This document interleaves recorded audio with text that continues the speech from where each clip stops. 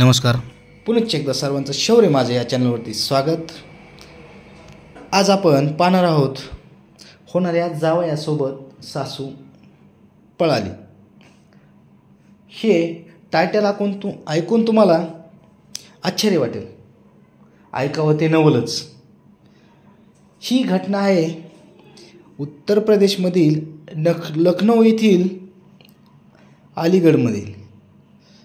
नुकत्याच 9 दिवसावरती लग्न आलेले असताना होणाऱ्या जावयासोबत आई ही पळून गेल्याची घटना अलीगडमध्ये उघडकीस आली. यामध्ये दोघांचं अफेअर कधी सुरू झाले हे कोणालाच काही माहीत नाही. मात्र होणारा नवरा आपल्या आईसोबत पळून गेल्याचं कळताच मुलीला तर धक्काच बसला. होणारा जावई वारंवार घरी यायचा, त्याचबरोबर होणाऱ्या बायकोला सोडून सासूलाच तासनतास बोलत बसायचा. तेव्हा कुणी विचार केला नसेल की बाबा यांचं काही अफेअर असेल किंवा काही असेल. कुणाच्या मनात शंका येण्याचं कारणच नाही.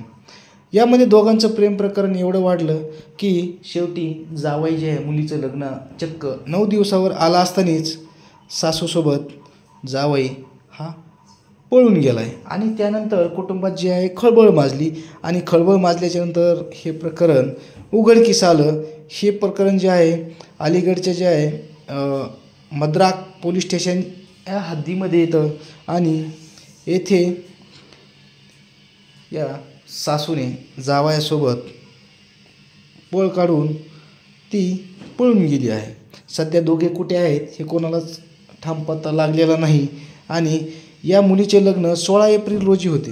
मात्र त्यापूर्वीच तिच्या आईने होणाऱ्या जावयासोबत पळून गेलेली आहे.